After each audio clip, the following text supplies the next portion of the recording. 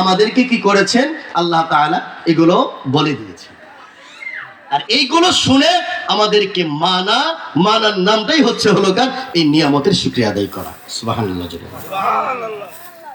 তাহলে আমার প্রিয় ভাইরা একান্ত আপনজনেরা বলেন, এই হায়াতটা রব্বে কারীমের পক্ষ থেকে নিয়ামত, ঠিক না ঠিক জোরে বলেন। মসজিদ আল্লাহ রাব্বুল আলামিনের পক্ষ থেকে নিয়ামত, মাদ্রাসা আল্লাহ রাব্বুল আলামিনের পক্ষ থেকে নিয়ামত। আর এই মাদ্রাসার নিয়ামতের শুকরিয়া কেমনে আদায় করব? এলাকার ভিতরে মাদ্রাসা হয়েছে, এই মাদ্রাসার ভিতরে যদি আমার সন্তানকে প্রাথমিক শিক্ষা দেওয়ার মতো ক্লাস বা বিভাগ যদি থেকে থাকে, আমার সন্তানদেরকে এই গ্রামের বা এলাকার প্রতিষ্ঠানে দেওয়া, এটাই হচ্ছে হলো কার মাদ্রাসার নিয়ামতের শুকরিয়া আদায় করা। আর এই শুকরিয়া যদি আমরা আদায় করতে না পারি, আল্লাহ বলেন বান্দারে, যে সকল নিয়ামতগুলো আমি আল্লাহর পক্ষ থেকে দেওয়া হয়েছে, এই সকল নিয়ামতের শুকরিয়া যদি তোমরা আদায় না করো, ধীরে ধীরে ধীরে ধীরে এই সকল নিয়ামতগুলো তোমাদের কাছ থেকে উঠিয়ে নেওয়া হবে। এই বরকত নষ্ট হয়ে যাবে। বরকত কি হয়ে যাবে ভাই? নষ্ট হয়ে যাবে। বলেন, এই নিয়ামতগুলো কি, এই বরকতগুলো কি নষ্ট হতে দিব আমরা? বলেন দেওয়া যাবে? কথা বলেন, দেওয়া যাবে? তাহলে আমাদের সমাজে যে মসজিদগুলো আছে, এই মসজিদে আমরা নামাজ কালাম পড়বো না ইনশাআল্লাহ? 5 ওয়াক্ত নামাজ জামাতের সাথে পড়বো কি পড়বো না? আমরা 5 ওয়াক্ত নামাজ জামাতের সাথে আমরা মসজিদে গিয়ে আদায় করবো ইনশাআল্লাহ। মাদ্রাসা আমাদের সমাজে, আমাদের এলাকায় আছে, যতটুক পারি আমাদের সন্তানদেরকে প্রাথমিক শিক্ষাটাই প্রতিষ্ঠান থেকে দেওয়া হবে ইনশাআল্লাহ। তাহলে এলাকার ভিতরে যে প্রতিষ্ঠান করা হয়েছে, যে প্রতিষ্ঠানটা রব্বে কারীমের পক্ষ থেকে এলাকার মানুষদেরকে আল্লাহ তাআলা ভালোবাসা, জায়গাকে ভালোবাসা প্রতিষ্ঠানটা উপহার দিলেন আল্লাহ রাব্বুল আলামিন। আমরা যখনই কি করতে পারবো, আমাদের সন্তানদিগকে এই প্রতিষ্ঠানে দিতে পারবো, তখনই এই মাদ্রাসার নিয়ামতের শুকরিয়া আদায় করা হবে। আল্লাহ তাআলা দিন দিন মাদ্রাসার তারাক্কি বাড়ায়া দিবেন, বরকত বাড়ায়া দিবেন, সমাজের ভিতরে বরকত বাড়ায়া দিবেন। মাদ্রাসা দিন দিন বড় হয়ে যাবে। একটা সময় এমন চলে আসবে, এই মাদ্রাসাটা আল্লাহ রাব্বুল আলামিন ইসলামিক সর্বোচ্চ রিসার্চ সেন্টার পর্যন্ত কবুল করে নিতে পারেন। কথা বলেন ঠিক কিনা? আমরা মাদ্রাসা এবং মসজিদের সাথে আছি কি? থাকবো কি থাকবো না? বলেন থাকবো না ইনশাআল্লাহ? ইনশাআল্লাহ আমরা থাকবো। আরেকটা বিষয়, নিয়ামতের আরেকটা বিষয় আমি আপনাদেরকে বলি আমার প্রিয় মুরব্বী বাবাজিরা, কেউ মাইন্ড করবেন না। আল্লাহ তাআলা হায়াত দিয়েছেন, দেশ এটা আমাদের জন্য নিয়ামত। দেশ কি? এটা আমাদের জন্য নিয়ামত। দেশও আমাদের জন্য নিয়ামত। এই দেশে আমাদের সমাজ পরিচালনা করার জন্য, আমাদের ইউনিয়ন পরিচালনা করার জন্য, আমাদের জেলা পরিচালনা করার জন্য, আমাদের উপজেলা পরিচালনা করার জন্য, আমাদের দেশ পরিচালনা করার জন্য একজন রাহবার আমরা কি করি? নির্বাচন করি কি করি না? সেটা হয় মেম্বার, সেটা হয় চেয়ারম্যান, সেটা হয় এমপি, সেটা হয় মন্ত্রী, সেটা হয় রাষ্ট্রপ্রধান, সেটা হয় পিয়নো, এদিক সেদিক আরো অনেক কিছু আছে, ঠিক না বেটি? আরো অনেক কিছু আছে। এই যে 5 বছর পর পর যে একটা ভোটের সময় আসে, নির্বাচনী একটা ইলেকশনের সময় আসে, এটাও আমাদের আল্লাহ তাআলার পক্ষ থেকে আমাদের উপরে কি নিয়ামত। ইলেকশন ভোট, আমি আমার যে অধিকার আছে এটা আমি দিব, এটা হচ্ছে রব্বে কারীমের পক্ষ থেকে নিয়ামত। আর এই যে ভোটটা, নেতা নির্বাচন করাটা, আমার ইউনিয়নের জন্য একজন মুরব্বী নির্বাচন করা, আমার উপজেলার জন্য একজন মুরব্বী নির্বাচন করা, একজন রাহবার নির্বাচন করা, এটা হচ্ছে হলো কার? আমরা যারা জনগণ আছি, এটা আমাদের দায়িত্ব। আর এগুলো নির্বাচন করার আগ দিয়ে আমাদের পরিপূর্ণভাবে মেধাটাকে আগে ভালোভাবে খাটাইতে হবে। এই আদালতে বিচার দিতে হবে, এই আদালতের সঙ্গে বুঝতে হবে যে আমি কাকে ভোট দিব, কাকে নির্বাচন করব, কাকে কোন ব্যক্তিকে। দেখেন, আমরা যদি কোনো ইমামকে নিয়োগ দেই, মসজিদ চালানোর জন্য একটা ইমামকে যদি নিয়োগ দেই, দেখি ইমাম কেমন, তার লেখাপড়া কেমন, ইমামের পরিবেশ কেমন, ইমাম সাহেবের পরিবার কেমন, পরিবারের ভিতরে আলেম আছে কিনা, ইমাম সাহেব সুন্দর করে আলোচনা করতে পারেন কিনা, ইমাম সাহেবের কণ্ঠ সুন্দর আছে কিনা, ইমাম সাহেবের তিলাওয়াত সহি শুদ্ধ আছে কিনা, এগুলো সব কিছু আমরা দেখি। ইমাম সাহেবের রুকু সেজদাগুলো ঠিক আছে কিনা, ঠিক না বেঠিক জোরে বলেন। কারণ কি? যদি আপনাকে প্রশ্ন করা হয় কারণ কি, বলে হুজুর সমাজের সব মানুষ তার পিছনে ইক্তেদা করবে। ইমামেরই যদি ভুল থাকে তাহলে সমাজের দায়িত্ব পালন করবে কেমনে? সমাজের দায়িত্ব পালন করবে কেমনে? আমি বলবো প্রিয় ভাইরা আমার মাইকের আওয়াজ যতদূর পর্যন্ত যাচ্ছে, আমি বলবো কোনো রাজনৈতিক কথা বলতেছি না। আমরা হুজুর যারা আছি বা আমরা যারা আছি এখানে এলাকার ভিতরে যারা আছি, আমরাও তাদেরকে নির্বাচন করার সময় আমরা দেখব কার জবানটা ঠিক আছে, কার কথা এবং কাজে মিল আছে, কে আল্লাহ এবং আল্লাহ রাসূলের সুন্নাত মোতাবেক চলে, ইসলামের পক্ষে কথা বলে। ইসলাম বিরোধিতা করবে যারা, আমরা ওই সকল ব্যক্তিদেরকে আমাদের নেতৃত্ব দেওয়ার মতো উপযুক্ত করব না তাদেরকে। কথা বলেন ঠিক না? ঠিক না বা ঠিক জোরে বলেন? যারা ইসলাম বিরোধী কাজ করবে, ইসলাম বিরোধী কথা বলবে, আমরা ওই সকল নেতাদেরকে আমরা কি করব না? সাপোর্ট করব না। সাপোর্ট করব কাদেরকে? আমাদের পাশে যারা সব সময় আছেন, সব সময় যারা থাকেন, মসজিদ মাদ্রাসার দিকে যারা খেয়াল করেন, দান সদকা যারা বেশি বেশি করেন। তারপরে ইমাম সাহেব হুজুর কোনো একটা শুক্রবারে নেতা সাহেব এসেছেন, নেতা সাহেব আসার পরে দেখলেন ইমাম সাহেব হুজুর নাই, ওই নেতাই যেন জুমার নামাজের ইমামতির দায়িত্বটা পালন করতে পারেন। কথা বলেন ঠিক কিনা? এমন সুন্দর যদি আমাদের ইউনিয়ন বা আমাদের উপজেলা, আমাদের জেলা পর্যায়ের এরকম নেতা যদি আমরা নির্বাচন করতে পারি, তাহলে বলেন ওই নেতা দিয়ে কোনোদিন কি কোনো কিছু হবে? খারাপ কোনো কিছু হবে? কিছুই হবে না। ঠিক আছে ইনশাআল্লাহ। আল্লাহ রাব্বুল আলামিন তৌফিক দান করেন, বলি আল্লাহুম্মা আমিন। আমার প্রিয় ভাইরা, একান্ত আপনজনেরা,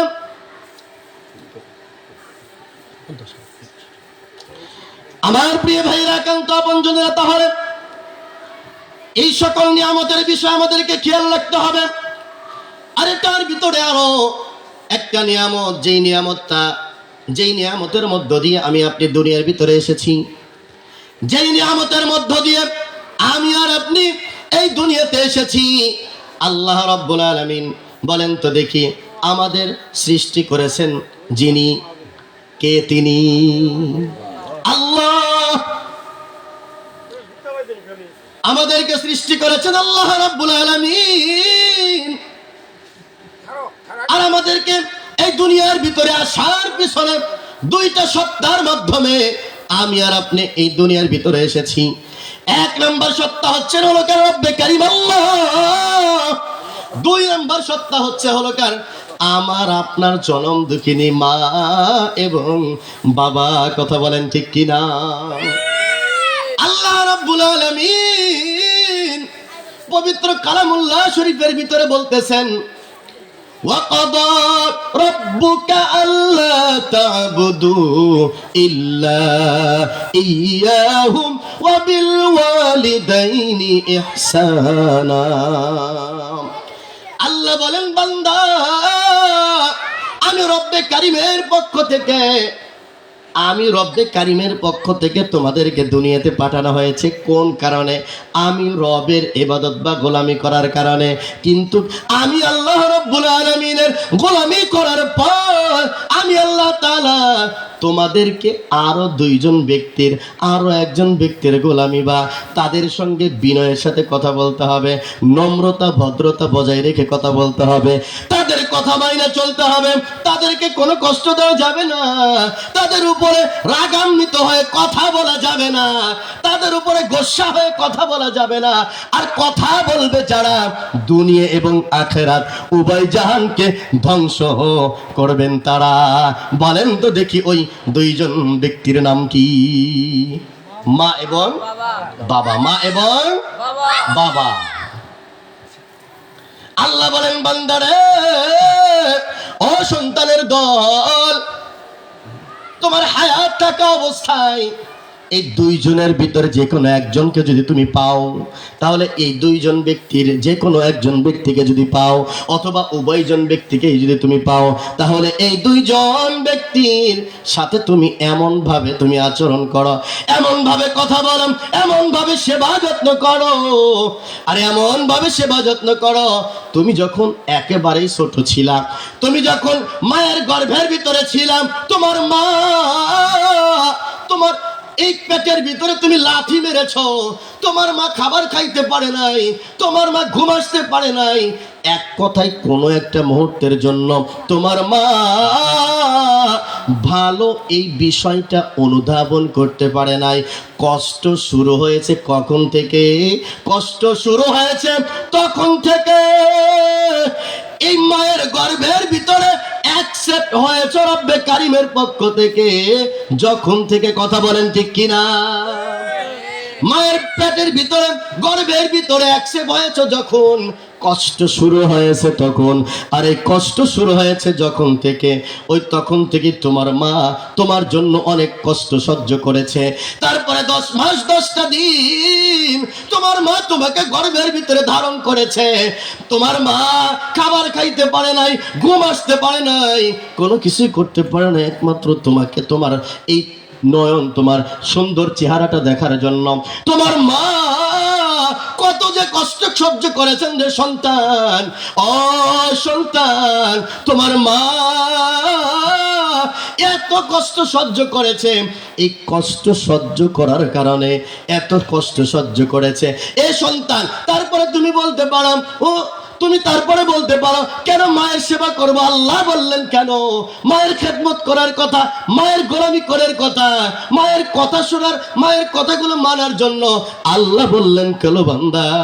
আল্লাহ বললেন, ও আল্লাহ তাআলা আবার বলতেছেন, বান্দা তুমি যদি তোমার মায়ের ওই মুহূর্তটার ঋণ যদি পরিশোধ করতে চাও, তোমার গায়ের চামড়া দিয়া যদি তুমি জুতা বানায়া দাও, আর কিয়ামত পর্যন্ত তুমি হায়াত পাইলা, কিয়ামত পর্যন্ত তুমি তোমার মায়ের জন্য তোমার শরীরের চামড়া দিয়ে জুতা বানায়া দিলা, তোমার শরীরের রক্ত দিয়ে তুমি কি করলা? মায়ের গোসল করায় দিলা, কিয়ামত পর্যন্ত মাও হায়াত পাইছে গো, তুমিও হায়াত পাইছো, সব কিছু করছো। তারপরে ওই সময় ওই মুহূর্তটার ঋণ তুমি শোধ করতে পারবা না। ওই মুহূর্তটা কখন? সন্তান মায়ের গর্ভ থেকে ভূমিষ্ঠ হয় যখন। একটিবার জোরে কি বলা যায় না আমার হাওয়া? আমার প্রিয় ভাইরা, একান্ত আপনজনেরা, ও সন্তানের দল, ভালো করে শুনে নাও। আল্লাহ বলেন, বান্দা তারপরেও তুমি যদি তোমার মায়ের সঙ্গে খারাপ আচরণ করো, তোমার মা, তোমার আব্বা এবং আম্মার সঙ্গে এমন কোনো দুর্ব্যবহার করা যাবে না, এমন ভাবে কথা বলা যাবে না যেইভাবে কথা বললে তোমার মা তোমার উপরে রাগ হয়ে যাবে। তোমার মা রাগ তো হওয়া দূরের কথা, তোমার মা যদি এই বিষয়টা এতটুক শব্দ তার মন থেকে যদি বের করে, তার জবান থেকে যদি এতটুক শব্দ বের হয়, আহ, আমার সন্তানটা এই কাজটা করতে পারলো, আমার সন্তানের দ্বারা কি এই কাজটা করা সম্ভব? সন্তান আমারে কষ্ট দিল। তোমার মা যদি এতটুক শব্দ যদি চয়ন করে, ও বান্দা মনে রাখবে, তোমার দুনিয়াও ধ্বংস হয়ে যাবে, তোমার পরকালও ধ্বংস হয়ে যাবে। তোমার কি দুনিয়াও ধ্বংস হয়ে যাবে, পরকালও ধ্বংস হয়ে যাবে। বলেন তো দেখি, কথাটা বলেছেন কে? আল্লাহ রাব্বুল আলামিন। সেজন্য আল্লাহ বলতেছেন, বান্দারে তোমার মা এবং বাবাকে এই দুনিয়ার ভিতরে পাঠিয়েছি, আর তোমার মা বাবার মাধ্যমে আমি আল্লাহ রাব্বুল আলামিন তোমাকে কি করেছি? ভূমিষ্ঠ করেছি, পাঠিয়েছি। আর এই দুইজন ব্যক্তির এই দুইজন ব্যক্তির খিদমত করা, এই দুইজন ব্যক্তির গোলামি করা, এই দুইজন ব্যক্তির কথা শোনা তোমার দায়িত্ব এবং কর্তব্য। কথা বলেন ঠিক কিনা? এই দুইজন ব্যক্তিকে তোমার জন্য নিয়ামত। এই দুইজন ব্যক্তির সেবা যখন করতে পারবে তুমি, আমি আল্লাহ রাব্বুল আলামিন তোমার উপরে খুশি হয়ে যাব নিজে আমি। আর খুশি হব যখনই তোমার জন্য জান্নাতের ভিতরে জায়গা বরাদ্দ করব, তখনই। বলেন তো দেখি, ওই মা বাবাকে খুশি করে রব্বে কারিমের বানানো জান্নাতের ভিতরে আমাদের যাওয়ার দরকার আছে কি নাই? কথা বলেন, আছে কি নাই? মা বাবার খেদমত করবো তো ইনশাল্লাহ, প্রত্যেকেই ইনশাল্লাহ। ও যুবকেরা, অনেক যুবক আছো, অনেক যুবক আছে, অনেক যুবক আছে, অনেক যুবকও আছে, যুবতীও আছে, অনেক ভাইও আছে, বোনেরাও আছে। মারে কষ্ট দিতে বিন্দু পরিমাণ দ্বিধা করে না, আছে কি নাই? কথা বলেন, আছে কি নাই? আমাদের এইদিকে নাই, আলহামদুলিল্লাহ আমাদের এদিকে নাই, এদিকে আছে, যাই সব জায়গাতে আছে, সব জায়গাতে আছে। মা বাবার সঙ্গে খারাপ আচরণ করলে, মা বাবার সঙ্গে খারাপ আচরণ করলে এ দুনিয়াতেই বেশ কিছু রব্বে কারীমের পক্ষ থেকে গজবের শিকার হতে হয়। আল্লাহর পক্ষ থেকে গজব চলে আসে, হায়াত কমে যায়। কি কমে যায়? হায়াত কমে যায়, অকাল মৃত্যু হয়, রিজিকের অভাব কখনো দূর হয় না। সবসময়ের জন্য সংসারের ভিতরে, মনের ভিতরে, দিলের ভিতরে অশান্তি বিরাজ করে। হ্যাঁ, অশান্তি বিরাজ করে। সেজন্য মা বাবাকে কষ্ট দেওয়া যাবে না, কারণ মা বাবা এমন সম্পদ, মা বাবা এমন একটা সম্পদ, যদি কোনো মা দুনিয়ার সবাই তোমার বিরোধী আর তোমার মা তোমার উপরে রাজি এবং খুশি, 6টা ভাই যদি থাকেন, 5টা ভাই ওই একটা ভাইয়ের বিরোধিতা করেন, আর মা এবং বাবা ওই একটা ভাইয়ের উপরে সন্তুষ্ট। আল্লাহ বলেন, ও সন্তান, তোমার 5টা ভাই তোমার উপরে নারাজ হতে পারে, অখুশি হতে পারে, তোমার আব্বা আর তোমার মা তোমার উপরে খুশি, আমি আল্লাহ তোমার উপরে খুশি। তোমার 5 ভাই তোমার উপরে অসন্তুষ্ট হয়ে কোনো লাভ হবে না। আল্লাহ আবার ব্যারিকেডও দিয়ে দিয়েছেন, আমার ইবাদতের পরে, আমার কিসের পরে? আমার ইবাদতের পরে, আল্লাহ তাআলার ইবাদতের পরে। এমন মা বাবা আছে, সন্তান রোজা রাখবে, রোজা রাখতে দিতে চায় না, আছে কি নাই? সন্তান নামাজ পড়বে, নামাজ পড়তে দিতে চায় না। সন্তান সুন্নতি পোশাক পরবে, সুন্নতি পোশাক পড়তে দিতে চায় না। সন্তান স্কুলে পড়বে না, মাদ্রাসায় পড়বে। সন্তান কোরআন শিখবে, সন্তানকে কোরআন শিক্ষা, সন্তানকে কোরআন শিক্ষা করতে দিতে চায় না। এমন মা বাবা সমাজে আছে কি নাই? ওই রকম মা বাবার কথা আবার ফের শোনাও যাবে না, বেয়াদবিও করা যাবে না। আমার প্রিয় ভাইরা, একান্ত আপনজনেরা, এই কারণে আমাদেরকে সর্বহালতে, সব সময়ের জন্য আল্লাহ রাব্বুল আলামিনের পক্ষ থেকে যেই নিয়ামতগুলো দিয়েছেন, ওই সকল নিয়ামতের শুকরিয়াগুলো, যেই নিয়ামতের যেই কাজ, ওই কাজগুলো করে শুকরিয়াগুলো আদায় করতে হবে। কথা বলেন ঠিক কিনা? আল্লাহ রাব্বুল আলামিন আমাদের সবাইকে যে কথাগুলো বলা হলো, এই কথাগুলোর উপরে আগে আমাকে, পরে আপনাদের সবাইকে আমল করার তৌফিক দান করে বলি আল্লাহুম্মা আমিন।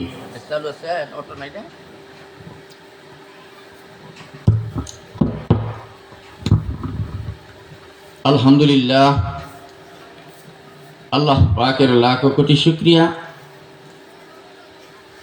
যে মহান আল্লাহ তাআলা আমাদেরকে ইশার নামাজের উপরে থেকে নিয়ে এতক্ষণ পর্যন্ত এই জালিসুর রহমান বেহেশতের বাগানে বসার আসার সুযোগ দিয়েছে। এজন্য আমরা শুকরিয়া তার একবার বলি আলহামদুলিল্লাহ। আমাদের এই গুরুসর মৌজার মধ্যে মানুষ এই কজন না, বহু মানুষ আছে। শাস্ত্রলে বসা এর থেকে অনেক লোক বেশি আছে, আছে না?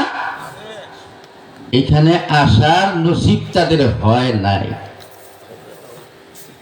আল্লাহ পাক যাকে মনোনীত করেছে, যাকে ভালোবেসেছে, এই পবিত্র জায়গায় আসার তৌফিক তাকে দিয়েছে। সবাই বলি সুবহানাল্লাহ।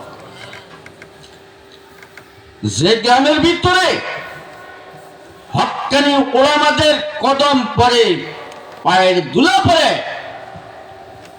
40 দিন পর্যন্ত এই গ্রামের কবরের আযাব আল্লাহ বন্ধ করে দেয়। সবাই বলি সুবহানাল্লাহ। আর হক্কানি ওলামাদের মুখের দিকে যারা শুরু করে তাকাবে, আল্লাহ পাক ওই বান্দা আমলের মধ্যে গুনাহ আছে আমাদের, ওই গুনাহগুলি, সগীরা গুনাহগুলি ঝরিয়া পড়ে যাবে। সবাই বলি সুবহানাল্লাহ, সুবহানাল্লাহ। এই লাভগুলি যদি বুঝতে পারতেন, এখানে মানুষ ধরাইতো না। বুঝে আসে না, ওই চাষতলে বসে ওই কি গীবত, গুজব, নানান ধরনের কথাবার্তা চলছে, এই ধরনের কাজে আসবে না। এখানে না আসলো, এখানে শুধু আপনারাই নয়, আল্লাহ রহমতের ফেরেশতারা চতুর্দিকে ঘেরাও করে একজনের কাছে ভর দিয়ে আরেকজন আসমান পর্যন্ত দাঁড়িয়ে দিছে একমাত্র কোরআনের ইজ্জতের খাতিরে, কোরআনের মাহফিলের ইজ্জতের খাতিরে। আমার বাতিজা খলিল কি ভুল করছে? পারতো না জানালা সর দিতে পারতো। এখানে সুযোগ দিয়েছে যে মানুষ কোরআন হাদিসের কথা শুনে আমল করুক, এই উদ্দেশ্য নিয়ে, অন্য কোনো উদ্দেশ্য নয়। হুজুররা সুন্দর সুন্দর কথা বলবে, আপনারা শোনেন, কাজে লাগবে।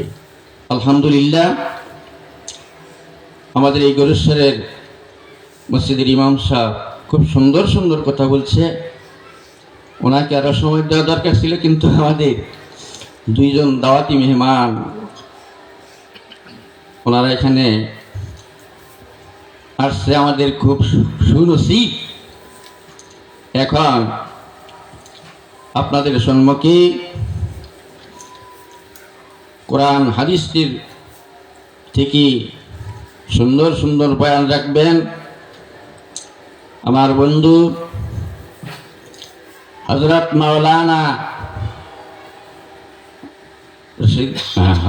মাওলানা মোহাম্মদ হারুন রশিদ কানসালিহি সাহেব।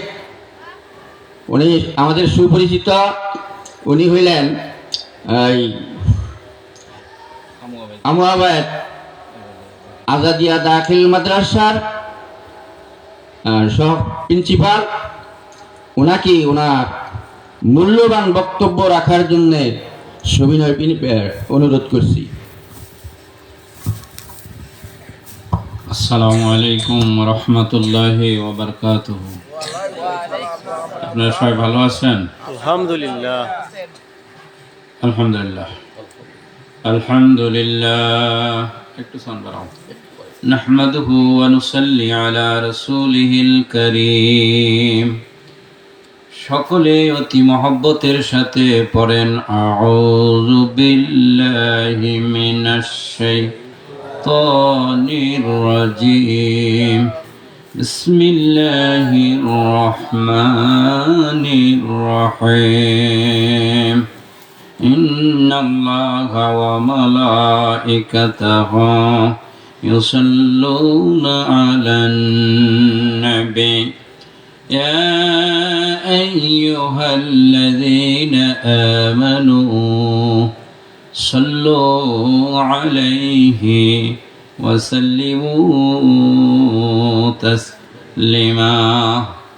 যেই নবীকে সৃষ্টি না করা হইলে তামাম পৃথিবীর কিছুই সৃষ্টি করা হইতো না।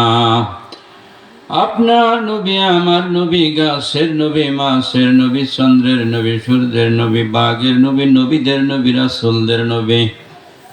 এক কথায় কুল মাখলুকের নবীজি আমার মদিনার জমিনে শুয়া শুয়া তোমার আমার নাজাতের জন্য পেরেশান হয়ে আছেন।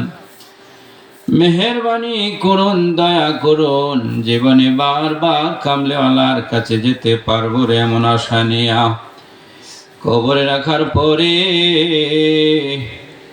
নবীর পরিচয় দিতে পারবো রে এমন আশা নিয়া কিয়ামতের ময়দানে যেই দিন ভাই ভাইয়ের পরিচয় দিবে না, মা ছেলের পরিচয় দিবে না, সেই দিন তোমার নবী আমার নবী নফসি নফসি না বলে ইয়া হাবলি উম্মতি উম্মতি বলবে রে। ওই নবীর সুপারিশ যেন আমাদের নসিব হয় এমন আশা নিয়া জীবনে একটিবারের জন্য হলেও কামলেওয়ালাকে স্বপ্নে দেখব রে এমন আশা নিয়া জান্নাতের বাগান থেকে বুক বড় ভালোবাসা নিয়া নবীর প্রতি সালাম জানাই। সাল্লাল্লাহু আলা মুহাম্মাদ সাল্লাল্লাহু আলাইহি ওয়াসাল্লাম। সাল্লাল্লাহু আলা মুহাম্মাদ সাল্লাল্লাহু আজানে ও নবী গো শুনি তোমার নাম, আকামতে ও নবী গো শুনি তোমার নাম, নামাজে আপনাকে সালাম গো হাবিব, আপনি যে নূরে মুজাসসাম, লা ইলাহা ইল্লাল্লাহ, লা ইলাহা। ও বন্ধু আল্লাহ চিনো, রাসূল চিনো, জিকির করো, দরুদ পড়ো, জীবন তোমার করো খাঁটি। ওই যে দেখো ডাকিতেছে আমায় কবরের মাটি, লা ইলাহা। ও তোর গণনা দিন ফুরায়া যাবে, যৌবনের লাগবে বাটি। ও তোর কোন দিন যেন আইসা যাবে, আজরাইল হাতের ওই চিঠি। ওই যে দেখো ডাকিতেছে আমায় কবরের মাটি, লা ইলাহা। বলেন আল্লাহ তোমার জান্নাতে যাব, বলেন আল্লাহ তোমার জান্নাতের বাগানে বসে মাবুদ তোমার মধুর কালাম প্রিয় নবীর হাদিস শুনিব, আমরা তোমার জান্নাতে যাব, লা ইলাহা ইল্লাল্লাহ, লা ইলাহা, লা ইলাহা ইল্লাল্লাহু মুহাম্মাদুর রাসূলুল্লাহ সাল্লাল্লাহু আলাইহি ওয়াসাল্লাম। আলহামদুলিল্লাহ, আল্লাহ পাকের দরবারে শুকর। গরিশ্বর মোহাম্মদ খলিল রহমান সাহেব, খলিল ভাই কে তিনি? আর জায়গায় ভিতরে, আচ্ছা থাক। জনাব মোহাম্মদ খলিল রহমান সাহেবের বাড়িতে ওনার দুইজন ছেলে আলহামদুলিল্লাহ আমাদের খেদমত করলেন, লিটন এবং মিল্টন। আল্লাহ পাক খলিল রহমান সাহেবকে, ওনার দুই ছেলেকে, একটি মেয়ে এবং নাতি, যাদের জন্য আকিকা করেছে, আল্লাহ পাক সবাইকে কবুল করুক। সবাই বলেন একটু আমিন। ধন্যবাদ জানাই আজকে যিনি সভাপতি আসন গ্রহণ করেছে, আমার অনেক মহব্বতের ভাই, আল্লাহ পাক মনসুর ভাইকে কবুল করে নিয়ে শুনে আমিন। আপনারা যারা উপস্থিত হয়েছেন সবাইকে মোবারকবাদ জানিয়ে, বিশেষ করে আমাদের মাঝ থেকে যারা হারিয়ে গেছে, আমাদের মা বাবা, ইতিম, অসহায়, তাদের রুহের মাগফিরাত কামনা করে, যে সমস্ত বন্ধুরা মাইকের শব্দ শুনতেছে আসে না, এরা অনেক ভুল করলো, কথা বলা ঠিক না ঠিক? আল্লাহ পাক আমাদেরকে আসার সুযোগ দিয়েছেন, শুকরিয়া তান। সবাই বলে আলহামদুলিল্লাহ, আরো জোরে বলে আলহামদুলিল্লাহ। যারা আসতে পারে নাই তার জন্য দোয়া করি, কারণ হুজুর অনেক ডাকাডাকি পারলেন, অনেক কথাই বললেন।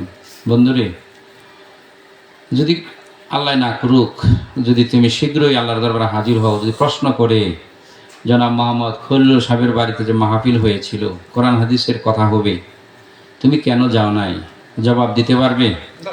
এখানে কোনো টাকা নেওয়া হবে না, বরং খাবার দেওয়া হবে। মাহফিল শেষে তাবারক দেবে না? দিনভর খাওয়াইছে, আবারও দিবে। এরপরেও যারা দিন দুনিয়া কিছুই বুঝলো না, আসলে এরা খুব জ্ঞানী মানুষ না, কথা বলে ঠিক না বেঠিক? একাধিক হাদিস দ্বারা সাব্যস্ত আমরা যে জায়গাটা বসছি, বন্ধুরা, এটা জান্নাতের বাগান, বলেন না সুবহানাল্লাহ।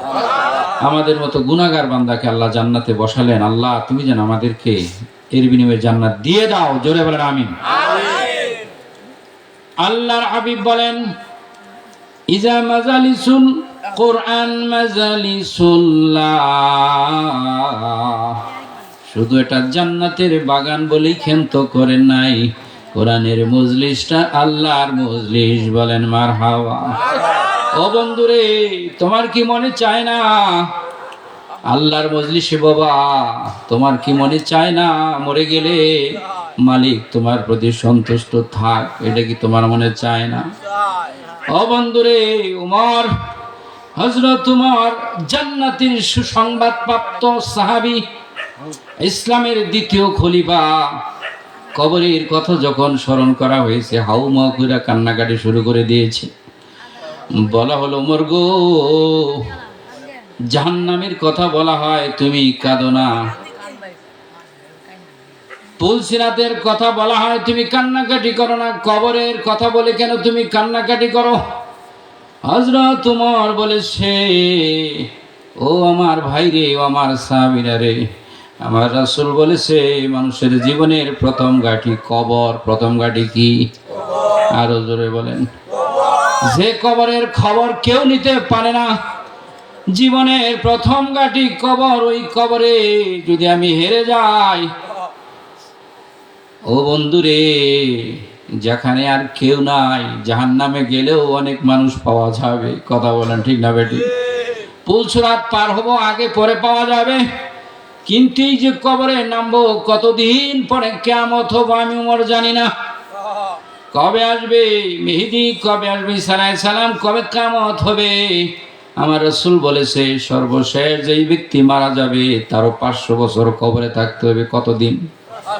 আর জোরে। ও বন্ধুরে, তারও 500 বছর কবরে থাকতে হবে। এই কবরের খবর না নিয়ে তুমি শুয়ে রইলা, তুমি কোন বুদ্ধিমানের মানুষ নাকি? ও বন্ধুরে, আমার রাসূল বলেন, ইজা মারাতু বিরিয়াজুল জান্নাহ ফারতাউ ক্বালু ইয়া রাসূলুল্লাহ মা হিয়া রিয়াজুল জান্নাহ। আমার রাসূল বলে, রে দুনিয়ার ভিতর যদি জান্নাতের বাগান দেখতে পাও, এই বাগানে বৈশা যাও। সাহাবীরা বলেন, দুনিয়ার ভিতর জান্নাতের বাগান কোনগুলো আমরা চিনি না। আল্লাহর হাবিব বলেন, যেই মজলিসটা আল্লাহর জিকিরের জন্য কায়েম করা হয়, যেই মজলিসটা আল্লাহকে স্মরণ করার জন্য আল্লাহর কোরআন, আমার হাবিবের হাদিস বলা হবে, ওই জায়গাটাকে জান্নাতের বাগান বলে। এই বাগানে বেশি বেশি যাবা, জান্নাতের ফলগুলো সংগ্রহ করবা, জান্নাতের পুঁজি লইয়া কবরে শোইবা।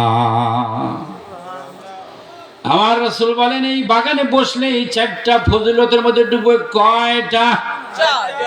আরো জোরে। লা ইয়াকুদু কওমা ইয়াযকুরুনাল্লাহ ইল্লা হাফাতুমুল মালাইকা ওয়া গাশিয়াতুহুমুর রাহমা ওয়া নাযালাত আলাইহিমুস সাকিনাহ যাকারা ফি মান ইনদাহু। আল্লাহু আকবার। যারা নিজের বাড়ি ছাড়বে, আরামের বিছনা ছাড়বে, বিবি ছাড়লো, সন্তানাদি ছাড়লো, দুনিয়ার কাজকর্ম ছেড়ে দিল, দুনিয়ার ঝামেলা ছেড়ে দিয়ে যারা এই মাহফিলের দিকে চলে আসলো, বসে গেল, অগণিত রহমতের ফেরেশতা চতুর্দিকে বেষ্টন করে দাঁড়ায়া যায়। রহমতের চাদর দিয়া নটকায়া রাখা হয়। নাযালাত আলাইহিমুস সাকিনাহ। যতক্ষণ পর্যন্ত কষ্ট করে আমি বলবো, আলেমগণ বলবে, তোমরা শুনবা, ততক্ষণ পর্যন্ত বৃষ্টি বা কুয়াশার মতো তোমার উপর রহমত বর্ষণ হতে থাকবে। এখানেই না, নিকটতম ফেরেশতাদের কাছে আল্লাহ বলতে থাকে, ও ফেরেশতারা, তোমরা বলেছিলে দুনিয়ায় মানুষ বানাইও না, এরা মারামারি কাটাকাটি করবে। ও ফেরেশতা তাকাইয়া দেখো, গরুসর সারাদিন কত ঝামেলায় ছিল, কত কাজ করেছে, নামাজ পড়েছে, দিনের কত কাজ করেছে, নিজের কত কাজ করেছে, রাত্রিবেলায় প্রচন্ড শীতের মধ্যে শুইবে, না শুয়ে আমার কথাগুলো শোনার জন্য গেল। এরা কি জান্নাত দেখছে? কয় না, দেখে নাই। কয় জাহান্নাম দেখছে? কয় না, তো দেখে নাই। কয় আমার কি দেখছে? কয় তাও তো দেখে নাই। সাক্ষী থাকো, যেই মানুষগুলো জান্নাত দেখলো না, জাহান্নাম দেখলো না, আমি আল্লাহরে না দেইখা বিশ্বাস করে আমল করলো, তোমরা সাক্ষী থাকো, কিয়ামতের ময়দানে এই মানুষগুলোই প্রথম জান্নাতের কাতারে যাবে। লা ইলাহা ইল্লাল্লাহ, লা ইলাহা ইল্লাল্লাহু মুহাম্মাদুর রাসূলুল্লাহ সাল্লাল্লাহু আলাইহি ওয়াসাল্লাম। আরে আমরা না স্থানীয়, কিন্তু একজন মেহমান, সে ঢাকা থেকে আসছে, আল্লাহ তাকে কবুল করুন, শোনা আমিন। কত দূর থেকে মুসাফির মানুষ, দোয়া করলেই কবুল। বলুন আল্লাহু আকবার। 3 ব্যক্তির দোয়া আল্লাহ ফেরত দেয় না। কারণ দেখবি মুসাফির, যে মুসাফির মানুষ আপনার বাড়িতে আসলো, আপনি মেজবান, সে মেহমান, আপনার উচিত ছিল আশেপাশে যারা আছেন তাদের মাহফিলে আসাটা। কথা বলেন ঠিক না বে ঠিক? এখনো যারা আশেপাশে আছেন, মামার কথা শুনতেছেন, আসেন, এই অল্প কিছুদিন পরেই আমরা রমজানে ঢুকে পড়বো, বলেন না সুবহানাল্লাহ। আমার হাবিব দীর্ঘ 2 মাস পর্যন্ত দোয়া করেছেন, আমাদেরকে শিক্ষা দিয়েছেন। আমার সাথে বলেন, আল্লাহুম্মা বারিক লানা ফি রাজাবি ওয়া শাবান বাল্লিগনা রমাদান। ও মালিক, আমি রজব শাবানে পৌঁছে গেছি, এই 2 মাসে বরকত দান করো, রমজান পর্যন্ত আয়াত বৃদ্ধি করে দাও। যদি জীবনের শেষ বছর আমার 2026 সাল হয়ে যায়, মাওলানা নাসিরের মতো যদি আমি চলে না যাই, আল্লাহ তাকে জান্নাত নসিব করুন, জোরে না আমিন। জীবনের শেষ সাল যদি আমার এটা হয়ে যায়, তোমার দরবারে ফরিয়াদ। এমন একটা মাস দেখতেছি যেই মাসে নফল পড়লে কি হয়, আরো জোরে মারহাবা, আপনারা ভালো মাসলা জানেন। নফল পড়লে কি হয়? একটা ফরজ পড়লে 70টার সমান, একটা ফরজ পড়লে জাহান্নাম বন্ধ থাকবে, জান্নাত খোলা থাকবে, শয়তানগুলো শিকল দিয়ে আবদ্ধ করা হবে। যেই মাস শুরু থেকে শেষ পর্যন্ত আমল করলে, আজকে শিশু জন্মগ্রহণ করলে যেরকম নিষ্পাপ হয়ে যায়, অনুরূপ সে নিষ্পাপ হয়ে যাবে। সেই মাসটা খুব কাছে, এই মাসের প্রস্তুতি নেওয়ার দরকার আছে কি নাই? আরো জোরে। যারা কম্বলের ভিতরে শুয়ে আছে তারা খুব ভালো প্রস্তুতি নেবে, তাই না? ও বন্ধুরে, কিভাবে প্রস্তুতি নেবেন? আমার রাসূল বলেছেন, আমার নবী বলেছেন, সাহাবীদের আমল দ্বারা প্রমাণিত, এই মাস আসলে বেশি বেশি নফল নামাজ পড়িও। কি পড়বেন বলেন? আরো জোরে বলতে পারবেন কেন? নফল নামাজ এই জন্য বেশি পড়বেন, সামনেই তো ফাইনাল পরীক্ষা, কথা বলেন ঠিক না ভাই? ঠিক। সামনেই তো আপনার অতিরিক্ত 20 রাকাত নামাজ পড়তে হবে, তাহাজ্জুদের সময় উঠতে হবে, কত ইবাদত আপনাকে বাড়িয়ে দিতে হবে। এই কারণে প্রশিক্ষণের জন্য এই মাস থেকে বেশি বেশি নফল নামাজ পড়া দরকার। বন্ধুরে দেখবেন যারা যে বল খেলায়, আবার বল খেলা আজ মনে করেন না, বল যে খেলায় ফাইনাল খেলার আগে হুদাই বল না দৌড়াদৌড়ি পারে কিনা? হ্যাঁ, একজনের আরেকজনের দেয়, হুদাই একা একা খাওয়া করে কিনা? এই ছাত্র বেড়ে করে না? কারণ কি, ফাইনাল খেলায় যেন বালালে খেলতে পারে, কথা বলেন ঠিক না বেটি? ও বন্ধুরে, কিছুদিন পরেই অতিরিক্ত দায়িত্ব তোমার উপরে চাপানো হবে, ওই দায়িত্ব যেন সঠিকভাবে পালন করতে পারো রে।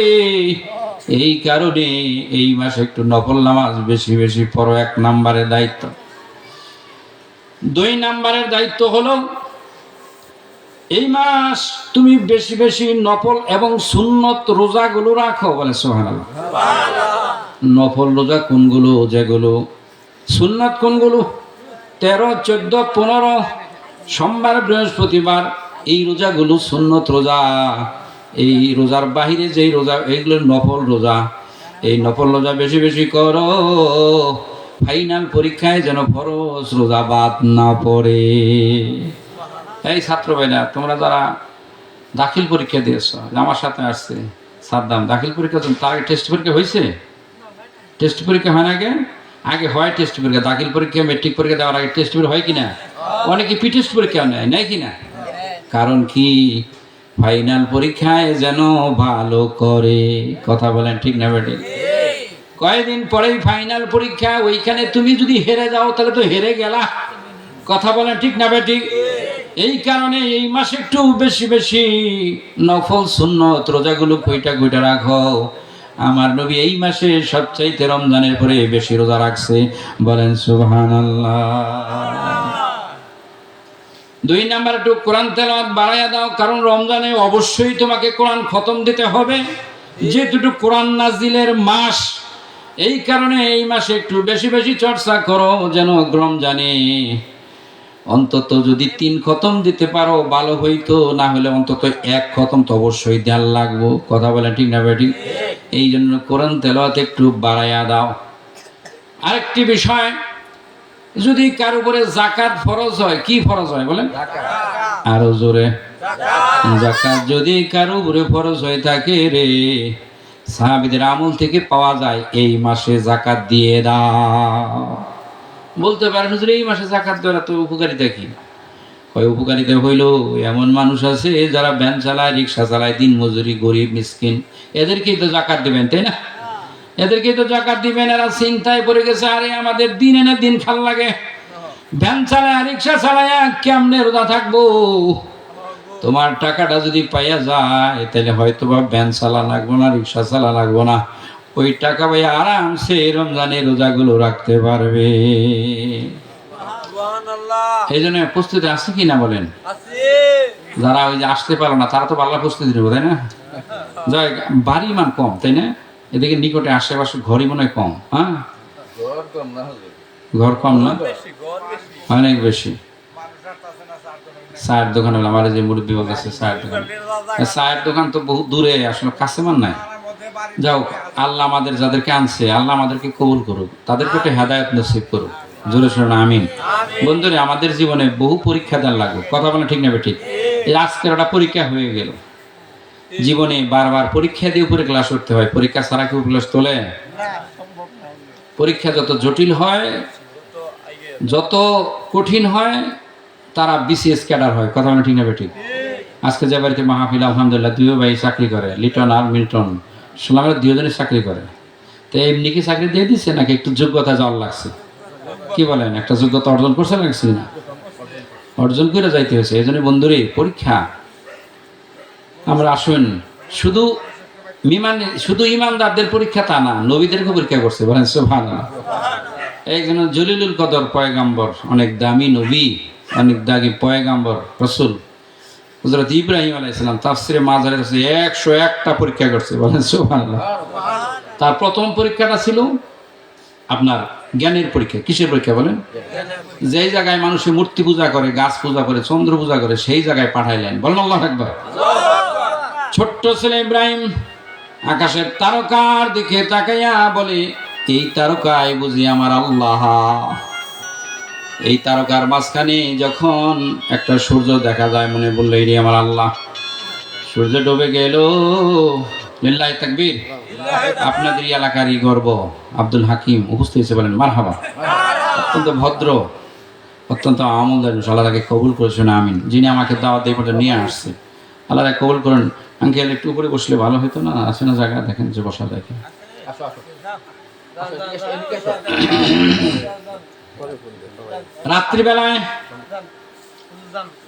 রাত্রিবেলায় যখন চাঁদ ডুবে গেল, সূর্য দেখা যায়, সকালবেলায় মনে করে এটি আমার আল্লাহ, বলেন নাউজুবিল্লাহ।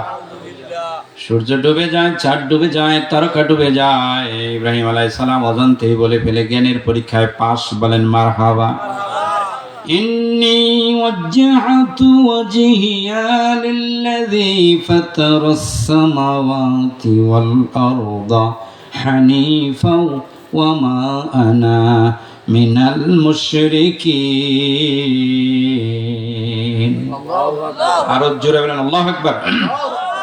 এই সূর্য, এই চন্দ্র, এই গাছ, এই আগুন, এইগুলো আমার আল্লাহ হতে পারে না। এই আসমান, জমিন, চন্দ্র, সূর্যের মধ্যে যা কিছু আছে রে, যিনি বানাইছে, যিনি আমারে বানাইছে, তামাম পৃথিবীর সব কিছু বানাইছে, আমি ওই মালিকের দিকে মুখটা ফিরাইলাম, আমি এখন আর মুশরিকের অন্তর্ভুক্ত না, বলেন সুবহানাল্লাহ। একটু পরে হতে না হতেই বাবা আজহর মূর্তি পূজা করে। কি এর পূজা করে বলেন? আমার ভাই জুবায়ের বলতেছিলেন পিতামাতার খেদমতের কথা। পিতামাতা বড় দামি জিনিস। পিতামাতা বলে, মাতা পিতা বলে, বাবারে আমাদের ব্যবসার মাধ্যম হলো মূর্তি, এইগুলো বাজারে নিয়ে বিক্রি করতে হবে, বাবার কথা শুনতে হয়, কথা বলে ঠিক না বেটি? কিন্তু ইব্রাহিমের বেনে কাজ করলো, এই মূর্তিগুলা আল্লাহ হতে পারে না, বল আল্লাহু আকবার। বাবার কথা শুনতে যায়, গেছে রাস্তায়, গেছে রাস্তার মাঝখানে গিয়া পেশাব করে, মূর্তি থেকে কি করে বলেন? পেশাব করতেছে। বাবায় পেশাব করে, ছেলে পেশাব করে, এমন সময় কুত্তায় মূর্তির মধ্যে পেশাব করে, বলেন নাউজুবিল্লাহ। ইব্রাহিম আলাইহিস সালাম বাবার কয়, বাবা এই কুত্তায় মূর্তির মধ্যে পেশাব করলো, একটা কুত্তা একটা কুকুরে পেশাব করলো, যে পেশাব ফিরানোর যার শক্তি নাই, হেঁটে তুমি আল্লাহ মানো, তোমার মাথায় কিছু আছে, একটু বুদ্ধি টুদ্ধি তো রাখা দরকার, বলেন আছে ভালো। আজর বলে এটা কেমন ছেলে, কি কথা কয়, যারে আমরা সমাজের সবাই মূর্তি আল্লাহ বলে স্বীকার করি। যা হোক, সেদিন বাজার থেকে ঘুরে আসছে, আরেকদিন আবার যাইতে কয়। কারণ সেদিনও কি করবো, যাওয়ার রওনা দিচ্ছে। সেদিন কয়, বাবা আজকে তোমার আর পরিশ্রম করতে হবে না, আমি একাই পরিশ্রম করবো, তুমি আগে আগে যাবা, আমি মূর্তিগুলো নিয়ে যাবো। কয় কেমনি নিবে? কয় আমার বুদ্ধি আছে। 8টা-10টা মূর্তির রশিদা বান দিছে। কি করছে বলে? বান দিছে, বাইন্দা টাইনা নেওয়া শুরু করছে। কি করে শুরু করেন? আচ্ছা, মূর্তি থাকবে, বানাইছে খের দেয়া, মাটি দেয়া, গোয়ার উপরে দিছে বাঁশ, সেই মূর্তি কি থাকবে নাকি? কিছু দূর যেতে না যেতেই সবগুলো ভাঙ্গে গেছে। বাবাই কয়, এই ফলারে নিয়ে আর কোনোদিন বাজারে যাওয়া যাব না। বাজারে না নিয়ে আর রাইখা গেছে গা বাজারে। এইবার ইব্রাহিম আলাইহিস সালাম কয়, এবার তো সুযোগ যায়। আরে এই মূর্তিগুলা সব ভাঙতে হবে। সবগুলো ভেঙে লাইছে, খুব সংক্ষেপে কইতেছে, খুব দ্রুত টানতেছে, তার টাইম আমার 10:30। সবগুলো কি করছে বলেন? ভেঙে ফেলেছে, সবগুলো ভেঙে ফেলছে। একটা রাখছে, ইল্লা ওয়াহেদ, একটা রাখছে, বড় মূর্তি যারা না ওইটা রাখছে। ওইটার ঘাড়ের মধ্যে কুড়াল বর্ষায় রাখছে। বাবা আইসা দেখে যে মূর্তি একটাও নাই। হায় হায় সর্বনাশ, আমার তো সবই গেছে। বন্ধুরি, যে জিনিসটা খাওয়া হারাম ওইটা বিক্রি করাও মাকরু। কথা বলেন ঠিক নেবে? ঠিক। বিড়ি সিগারেট বারবার খাওয়া এটা হারাম, এটা ছেড়ে দেবে। এটা ভদ্র মানুষের কাজ না, এটা আদর্শ মানুষের কাজ না, এটা ভেস্তে মানুষের কাজ না। এটা খাইলে গন্ধ হয়, দোয়া হয়, মানুষ ভালোবাসে না। একটু পান খাবেন, ভালো লাগবে, ওটা ছেড়ে দিবেন। পারা যাবে? ছেড়ে দিবেন, আল্লাহ ছেড়ে দিবেন। এটা আপনি ক্ষতিকর, স্বাস্থ্যের ক্ষতি, অর্থের ক্ষতি, আপনার ইসলামী নিষিদ্ধ, যেটা সব কিছুতে ক্ষতি। কেন আপনি খাবেন? এটা ছাড়া বিকল্প রাস্তা বের করবেন। আমার বড় ভাই পারতেন না, একসময় একদিন কয়, হারুন আমি কোরআন শরীফ নিয়ে শপথ করছি আর আমি বিড়ি সিগারেট খাই না। এখন যেমন 1000 টাকা দেন পারবো না, বলেন আল্লাহু আকবার। ছেড়ে দেবেন, এটা ভালো মানুষের কাজ না। এটা খাইলে পারে যে হাতটা খায় হাতও গন্ধ করে। নামাজে যদি পাশে দাঁড়ায় দেখা যায় নামাজ পড়তে কষ্ট হয়ে যায়। কথা বলে ঠিক না বেঠিক?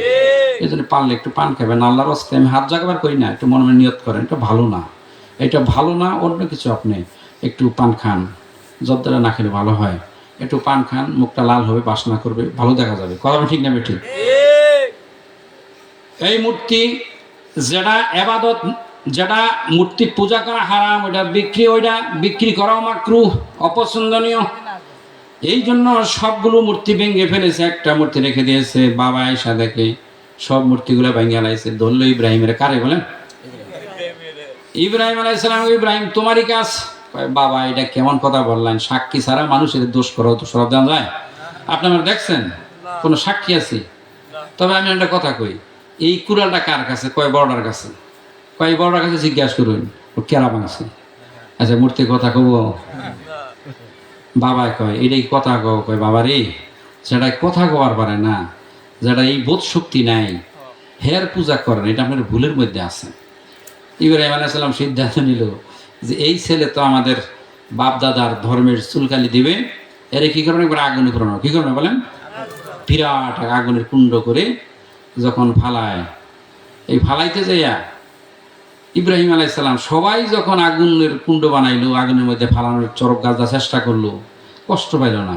কিন্তু যখন বাবায় ওই চরক গাছের রসুন্দে ধরলো, ইব্রাহিম খুব কষ্ট পাইল। যাহারে জন্মদা পিতা কেমনে সে আমার আগুনে ফালায়। একটা গানও আছে, আবার গান জায়েজ মনে করেন না, একটা এরকম একটা কথা আছে, পর মানুষে দুঃখ দিলে দুঃখ মনে হয় না, পরে মানুষে দুঃখ দিলে দুঃখ মনে হয় না, আপন মানুষে দুঃখ দিলে। বাহ, এটা তো সুন্দর পারে, মেনে নেওয়া যায় না। আর বাবা কেমনে পারে? জিবরাইলে পাঠাই দিলে, জিবরাইল ইব্রাহিম একটু আমার বলো, আমি তোমার সাহায্য করি। ইব্রাহিম সালাম বলে, সর, যিনি আমার মালিক, যিনি আমার স্রষ্টারে, যিনি আমার রব, তিনি আমারে ভালোবাসে, আমি তারে ভালোবাসি। বলেন সুবহান। আমি তারে ভালোবাসি, তিনি তো আমারে ভালোবাসবে। কথা বলেন ঠিক না বেটি? তিনি তো আমারে বাঁচাইতে পারে। কুল্লা ইয়া নারু কুনি বারদাও ওয়া সালামান আলা ইব্রাহিম। আগুনের দিকে আগুন রে, আমার বন্ধু ইব্রাহিমের জন্য এয়ার কন্ডিশন হইয়া যাও। বেশি গরম হইও না, আমার ইব্রাহিমের কষ্ট হবে। বেশি শীতল হইও না, আমার ইব্রাহিমের কষ্ট হবে। 40 দিন তাফসীর আসছে 40 দিন পর্যন্ত আগুনের মধ্যে খেলাধুলা করে, বলে সুবহানাল্লাহ। ইব্রাহিম কয় আগুন তোর শক্তিকে আড়াই ফেলাইছস নি, ইব্রাহিমের পরশ নাকে। আজর কয় আগুন রে তোর কি শক্তি আড়াইছস নাকি? আগুনের জবান ফুটে গেল। আগুন বলে আজর রে আমার শক্তি আছে না না আছে, আমার মধ্যে ঢুইকা দেখ, বলেন সুবহানাল্লাহ। আমার ভিতরে ঢোক না, আমার শক্তি আছে না আছে। আগুন বানাইছে কে বলেন?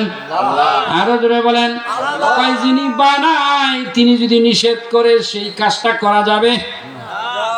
আরে আমাদের বাড়ির পাশে ওই যে ইমান মিলিটারি ওয়াইফ মারা গেছে, আপনারা জানেন কিনা জানি না, এই যে নলমার ইমান মিলিটারি 13 মাস ইমান মিলিটারি ওয়াইফ, 13 মাস পরে শুনছি যে আপনার আস্থা মানুষ, কাপড় টাপড় সহ আস্থা ছিল। বন্ধুরে, আপনার মানুষের বডির মধ্যে কেমনে ধরবে? হাদিস শরীফ আসছে, তাফসীরের ব্যাখ্যায় আসছে, যারা আল্লাহওয়ালা হইয়া যায় এদের বডির মধ্যে কেমনে মাটি স্পর্শ করবে? গায়ের যে কাপড় সেটার মধ্যে মাটি স্পর্শ করার সাহস রাখে না, বলেন সুবহানাল্লাহ। ফালাহুল কুল, ফালাহুল মাওলা, ফালাহুল কুল। যিনি আল্লাহর হয়ে যায় তামাম দুনিয়া আল্লাহর হয়ে যায়, বলেন সুবহানাল্লাহ। ইব্রাহিম আলাইহিস সালামের সেমিফাইনাল পরীক্ষা, কি পরীক্ষা বলেন? সবগুলা বাদ দিলাম, সেমিফাইনালে চলে গেলাম। সেমিফাইনাল খেলা দেখবার নিকে সবাই যাবার চাই, তাই না? ফাইনালে তো যাবোই, সেমিফাইনালে যায়। আমার বোয়ালি হাটবে একদিন মাহফিল, শুনি যে দেওয়ান আমাদের সেমিফাইনাল বল খেলাম, কিন্তু এত মানুষ কম খেয়ে আমার মাহফিল তো অনেক লোক হয় আলহামদুলিল্লাহ। এখন শুনি যে ওইখানে সেমিফাইনাল খেলা, বললাম যে সেই সর্বনাশ করছে। সেমিফাইনাল পরীক্ষা ইব্রাহিম আলাইহিস সালামের বয়স হলো 80 বছর। কত বছর? আর এই পৃথিবী সবাই চায় আমার একজন ছেলে মেয়ে থাক, কথা বলেন ঠিক না বেটি? সন্তান কত মহব্বতে, যার নাই সে বোঝে, যার নাই তা ছাড়া অন্য কেউ বুঝতে পারবে না। একটি ছেলে দে রে মাওলা, একটি ছেলে দে, কয় কামাই খাওয়ার আশা নাই, মইরা গেলে আমার কবরের পাশে হাত তুলবে কে? কয় কামাই খাওয়ার আশা নাই, আমি মইরা গেলে জানাজা দিবে কে? 80 বছরের সময় আল্লাহ দ্বিতীয় স্ত্রী হাজেরার গর্ভে ছেলে দান করলেন, বলেন সুবহানাল্লাহ। নাম রাখলেন কি? ইসমাইল। কি নাম রাখলেন বলেন? ইসমাইল। আপনার নাম থবেন, ভালো নাম থবেন, সুন্দর নাম থবেন। কোরআন শরীফে আছে, এটা শুনেই নাম থবেন না, আলেমদের কাছে জেনে নিবেন। ভালো অর্থবোধক নাম থলে ওই অর্থের প্রভাব বান্দার উপরে পড়ে, বলেন সুবহানাল্লাহ। মনে করেন আপনি একটা নাম রাখছেন, এটার অর্থ হলো ভালো। কি অর্থ বলেন? সবাই ডাকতেছে এই ভালো, এইদিকে আয়, এই ভালো এইদিকে আয়, মায়ের ডাকে, বাবার ডাকে, ভাইয়ের ডাকে, বোনের ডাকে, সবাই অর্থটা যখন ভালো, এই ভালো কথা বলতে বলতে লোকটা ভালো হয়ে যায়, বলেন সুবহানাল্লাহ। আর অর্থটা যদি এমন থাকে, অর্থটা হইলো খারাপ, অর্থটা কি বলেন? ওই খারাপ অর্থ সবাই ডাকতে ডাকতে ডাকতে ওই খারাপের প্রভাব তার মধ্যে পড়ে, কথা বলেন ঠিক না বেটি? এই জন্য নাম রাখনো। হাদিস শরীফ আসছে কিয়ামতের দিন আল্লাহ পাক ভালো নাম যারা ডাক দিবে, এই খারাপ মানুষগুলো জাগ্রত হবো, কো যে আল্লাহ তুমি আমার ডাক দিলা, কয় তোর তো ডাক দেই নাই, কয় আমার নাম তো ফাতেমা, আমার নাম তো ইউনুস, আমার নাম তো মুসা, তাহলে তুমি তো আমার নাম ধরে ডাক দিলা। হাদিস শরীফ আসছে নামের কারণেও কিয়ামতের ময়দানে অনেকে জান্নাতি হয়ে যাবে। এজন্য ভালো নাম রাখবেন তো, সুন্দর নাম রাখবেন। কোরআন শরীফে আছে, এটা শুনে যেন রাখেন না। একজনের নাম আছে তুকাজ জীবান, কি রাখছে বলেন? কয় সূরা আর রহমান মধ্যে 33 বার তুকাজ জীবান, না জানি কত ভালো। এটা অর্থ হইল অস্বীকারী, যারা অস্বীকার করে। তুমি কোন কোন বিষয় অস্বীকার করবা, তাহলে অর্থটা কি ভালো হইলো? যদি পারেন আব্দুল্লাহ থোবান, আব্দুর রহমান থোবান, এই দুইটা প্রিয় নাম। তা না হলে অর্থ যে ভালো সেই নামটা থোবেন। নাম রাখলেন ইসমাইল, কি নাম বলেন? ইসমাইল। আরে এই ছেলেরে পায় ইব্রাহিম আলাইহিস সালাম 80 বছরের সময় ছেলে হয়েছে, কত যে ভালোবাসা মায়া। ফেরেশতারা কয় দেখো 80 বছরের সময় সন্তান দিছে না, এখন তোমার ভুইলা গেছে। কি করছে বলেন? ইব্রাহিম কি আল্লাহরে বলছে? ইব্রাহিম বলছে নাকি? আরে যার যার ভালোবাসা তার কাছে, সন্তানের ভালোবাসা সন্তানের কাছে, ছেলের ভালোবাসা ছেলের কাছে, মেয়ের ভালোবাসা মেয়ের কাছে, বাবার ভালোবাসা বাবার কাছে, নবীর ভালোবাসা নবী, পীরের ভালোবাসা পীর, আল্লাহর ভালোবাসা লাগছে। কথা ঠিক না বেটি? যেখানে যেটা সেটা। কয় তো তোমার তো ভুইলা গেছে, কয় আমারে বলে নাই, কয় পরীক্ষা করতে হলে পরীক্ষায় তো দেখবার চাই। লেদা ছেলে, ছোট্ট ছেলে, ছোট বিবি এবং ছোট ছেলে হাজেরা এবং ইসমাইলকে সামান্য একটু খেজুর, সামান্য একটু পানি দেয়া, যেখানে মানুষ নাই, ঘর বাড়ি নাই, গাছপালা নাই, মক্কার পাশে সাফা মারওয়ার পাশে রেখে আসলেন। বলেন সুবহানাল্লাহ। নির্দেশ কার? আরো জোরে। ও বন্ধুরে, যখন হাজেরাকে রাইখে আসে, মা বোনরা আছে তাই না? মা বোনেরা তোমরা তো অনেক সময় অধিক কথা বলো, মেহেরবানি করে আল্লাহর রাস্তায় কোনো কথা বলিও না, একটু শোনো দিলের কানে, একটু বিষয় যদি নিতে পারো তোমার জীবনটা আজকে থেকে ধন্য হয়ে যাবে। হাজেরা বলে, স্বামী গো, আমি শুনেছি, আমি জেনেছি, আপনার কাছে শুনেছি, আমি জেনেছি, একজন মহিলার কাছে স্বামী বড় দামি জিনিস। বলেন সুবহানাল্লাহ। ও আমার প্রাণের স্বামী, আপনার একটু সেবা করলে, একটু খেদমত করলে আমার আমলনামায় সওয়াব হয়। বলেন সুবহানাল্লাহ। আমার রাসূল বলেছে, স্বামী বাজারে যাবে। কোথায় যাবে? বলেন ব্যাগটা কোনো বিবি যদি ধরাইয়া দেয়, এই ব্যাগটা ধরাই দিতে কতখানি সময় লাগবো? কতখানি? 1 ঘন্টা, আধা ঘন্টা, 2 মিনিট, 2 সেকেন্ডের ব্যবহার। আরে অনেক বিবির আছে রে, স্বামী যদি বলে ব্যাগটা দেও, কয় চোখ দা দেও না, ব্যাগ নিবার পারো না, আমার কাম কি কম নাকি? ও মাগো, ও বোন, তুমি সই না রাখো, ব্যাগটা তো নিতে পারবো। সারাদিন যখন কামাই করতে পারছে, বাজারে যখন যাইতে পারবে, বাজার যখন আনতে পারবে, ব্যাগটা তো নিতে পারবো, কিন্তু ঠকলা তো তুমি। কথা বলে ঠিক নেবে? ঠিক। তুমি ব্যাগটা ধরাই দিলেই তোমার আমলনামায় সব হয়ে গেত। তাহলে ব্যাগটা ধরাই যদি দিতা, বাজার থেকে আসলো, বাজারটা যদি নামায়া দিতাম। আর নবী বলেন, কোন মহিলা কোরআন শরীফ পড়ে, কি পড়ে বলেন? কোরআন তেলাওয়াত করে। আফজালু, আল্লাহ পাকের সবচেয়ে নফল ইবাদতের মধ্যে শ্রেষ্ঠ নফল ইবাদত হলো কোরআন তেলাওয়াত। বলেন সুবহানাল্লাহ। সেই কোরআন তেলাওয়াত করতেছে এমন সময় যদি স্বামী বাজার থেকে আসে, কই থেকে আসে বলেন? বাজার থেকে স্বামী আসছে, চাকরি থেকে স্বামী আসছে, ওই মহিলাদের উচিত হবে কোরআনের একটা আয়াতের মধ্যে একটা লাইনে যাইয়া ওটা ব্যাক করে রাইখা দিয়া স্বামীর ছোট ছোট খেদমত গুলো করা লাইগা যাওয়া। কারণ কোরআন তেলাওয়াত করে যেই সওয়াব পাইতা, স্বামীর ছোট্ট ছোট্ট খেদমত, একটু পানি বইরা দিলা, ওজুর পানি, জায়নামাজ বিছাইয়া দিলা, বাজারে যাবে ব্যাগটা দিয়ে দিলা, একটু পান বানাই দিলা, এই যে ছোট্ট ছোট্ট কাজ, এই কাজগুলোর বিনিময়ে নফল নামাজ, নফল কোরআন তেলাওয়াত, নফল রোজা করলে যেই সওয়াব হইতো, সেই সওয়াব আমলনামায় তোমার ওইটা যাইতো। হাদিস শুনেন, আমার রাসূল বলেন, কোন পুরুষ মারা গেল না, মহিলা মারা গেল, স্বামী বেঁচে রইল, কে মারা গেল? আপনাদের কার বউ মারা গেছে? মরে নাই কেউ? আল্লাহ হায়াত দেখ। বউ মারা গেছে, স্বামী বেঁচে রইল। স্বামী বেঁচে রইলেন, ওই স্বামী যদি ওই বউয়ের প্রতি খুশি থাকে, আরে আমার বউ বড় বালা ছিল, এইটা যদি বন্ধুর কাছে গপ্প করে, আমার বউ বড় ভালো ছিল, আমার স্ত্রী বড় ভালো ছিল, রাত্রি 12টায় মাহফিল দিয়ে গেছি, কোনোদিন আমার প্রতি রাগ করে নাই। অনেকে এরকম আছে, 11টার সময় বাড়িতে গেছে, কয় যে তোমার মাহফিল কত শোনা, জন্মের মাহফিল শুনে দিব, আজকে বাইরে দাঁড়া করাই দিব। সবাই না, আছে কিছু, কথা বলা ঠিক না বেটি? অধিকাংশই ভালো, কিছু আছে, কিছুর কারণে আমাদের এই ওয়াজ করা লাগে। কথা বলা ঠিক না বেটি? স্বামী বেঁচে রইল, স্বামী যদি তোমার প্রতি খুশি থাকে, আমার নবী বলে রে, তুমি জান্নাতি জান্নাতি জান্নাতি। বলেন মারহাবা। হাদিস শুনেন, আমার রাসূল বলেছে, বিবির কোনো খেদমত পায়া স্বামী যদি একটু হাইসা দেয়, কি করে বলেন?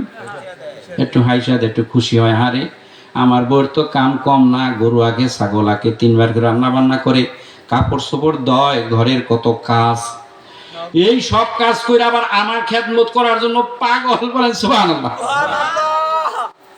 আমার সেবা করার জন্য পাগল। তোমার ওই পান বানানো দেখে, তোমার ব্যাগটা হাতে দেওয়ান দেখে যদি হাইসা দেয়, একটু খুশি যদি হয়ে যায়, একটু মনের মধ্যে যদি শান্তি আসে, আমার রাসূল বলেছে 1.5 লাখ টাকা খরচ করে উমরা করলে যেই সওয়াব হইতো, সেই সওয়াব তার আমলনামায় হয়ে যায়। মা বোনেরা একটু সতর্ক, একটু সাবধান।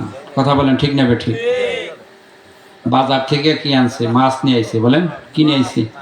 একটা মাছ নষ্ট হয়েছে। কোনো কোনো বিবিরা আছে কয় বাজার যাও, চোখ নিয়ে যাও না, পচা মাছ আমাকে। আচ্ছা, নিজে টাকা কামাই করছে, পচা মাছ আনছে, একটা সাথে আইছে। কথা বলেন ঠিক না বেঠিক? ব্যবসায় থেকে লজ হয়েছে, ঘরের বউর কাছে তো করবো না, আরেকজনের কাছে করবো। বিবি সাহেব আজকে তো ব্যবসায় লস গেছে, তো তোমার ব্যবসা লাভ হইলো করবে, সারাদিন খালি লজই যায় লজই যায়। এরকম ধাক্কা যদি মারে তাহলে সেরকম জাতের স্বামী যদি হয় কি করবো বলেন তো? হ্যাঁ, তুমি যদি বলতে পারতো আমাগো আমার প্রাণের স্বামী একদিন ব্যবসায় লস গেছে, তাতে কি হয়েছে, আমার আল্লাহ আরেকদিন ব্যবসায় তোমারে লাভবান কইরা দিবে। স্বামী ব্যবসায় যতটুক কষ্ট পাইছাল, কষ্ট দূর হইয়া গেত। কথা বলা ঠিক না ভাই? ঠিক। এই জন্য বন্ধু আমার, ভাইয়েরা আমার, হাজরা বলে আমার প্রাণের স্বামী গো, আপনার খেদমত করতে পারলে আল্লাহ রাজি হইয়া যায়, খুশি হইয়া যায়। আমি জানতে চাই কোন অপরাধের কারণে আমার এই জায়গায় রাইখা যায়, আমার অপরাধটা কি? আমার আপনার বউ হইলে কইতো আমি তোমার সাথে কি খারাপ ব্যবহার করছি, এক খারায় কইয়া তারপর যাবেন। কথা ঠিক না বেটি? সে বলল কি আপনার খেদমত থেকে আমাকে মাহরুম কেন করেন, আপনার সেবা থেকে আমাকে কেন দূরে রেখে দিবেন, কি কারণে একটু বলেন। ইব্রাহিম আলাইহিস সালাম এত ব্যঙ্গে পড়ে রে, জবান দিয়া কথা বলতে পারে না, হাত উঠালেন আসমানের দিকে। কোন দিকে? আরো জোরে।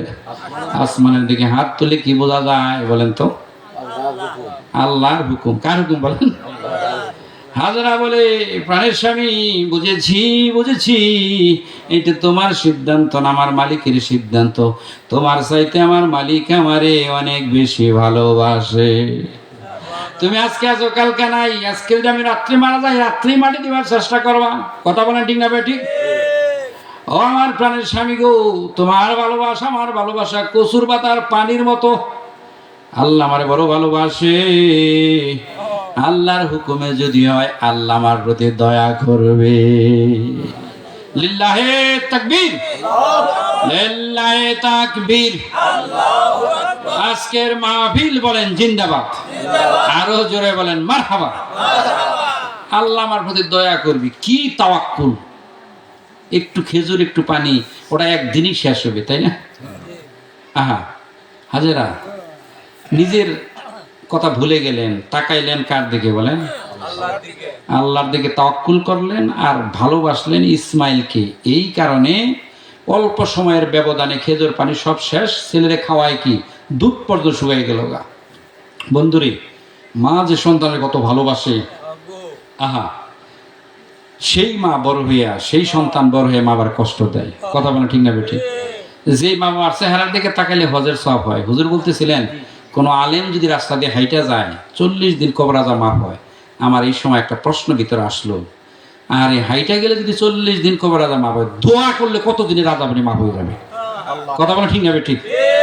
পিতা মাতার চেহারার দিকে তাকাইলে যদি হজের সওয়াব হয়, যারা প্রাণ ভরে ডাকে রে, প্রাণ ভরে খেদমত করে, আল্লাহ পাক তাদের আমল নামায় না জানি কত সওয়াব লিখে দিবে। হাজারা নিজের কথা ভুলে গেলেন, বারবার ছেলের দিকে তাকায়। একবার যায় সাফা, একবার যায় মারওয়া, মনে করে সাফায় চিকচিক করে পানি, পানি তো না, বালি আর বালি। আবার সাফা থেকে মারওয়া পারে তাকায়, দেখে বালি আর পানি আর পানি, যাই দেখে আসলে পানি না, বালি আর বালি। এইভাবে 7টা চক্কর দিলেন। বুঝে থাকলে বলেন কয়টা? আরো জোরে। আমার আল্লাহর কাছে এই চক্করটা তো ভালো লাগলে কিয়ামত পর্যন্ত হাজিরা উমরাকারীরা এই সাবা মারো পারে দৌড়াবে।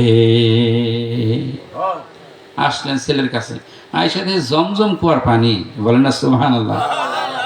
বন্ধুরি, আল্লাহ পাক ইব্রাহিমের ফাইনাল পরীক্ষা নিব। কি পরীক্ষা বলেন?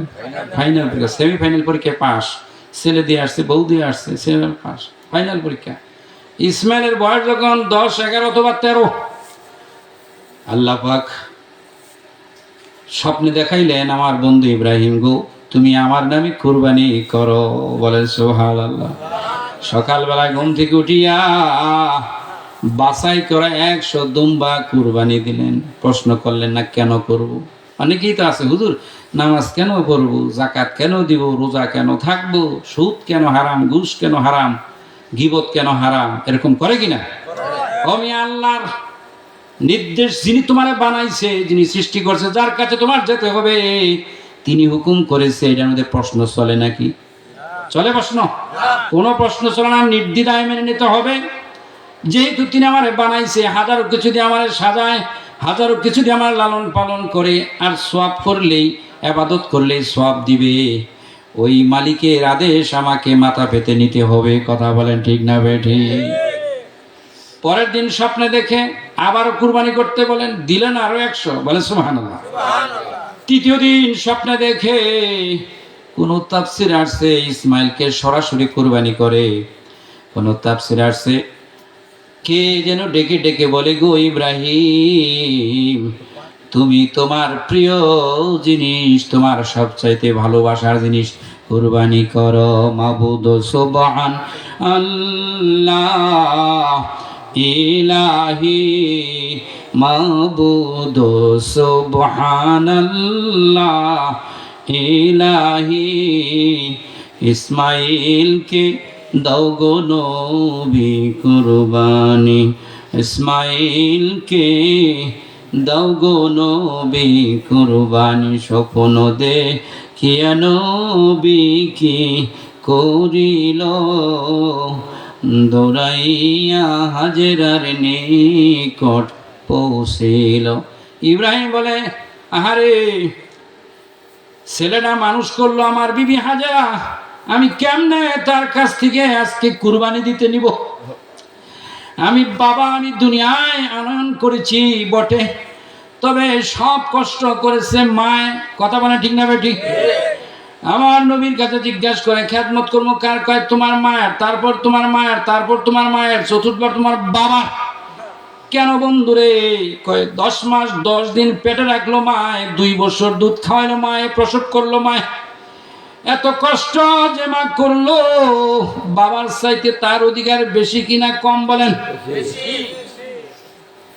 আরে আমি কিভাবে কুরবানি করতে নেব? ইব্রাহিম আলাইহিস সালামের মাথায় একটা বুদ্ধি আসলো, আমি হাজেরার কাছে গিয়ে বলবো, বড় মালিকের বাড়িতে দাওয়াত খাওয়াইতে নিব, হাজেরা ইসমাইলকে সাজাইয়া দাও।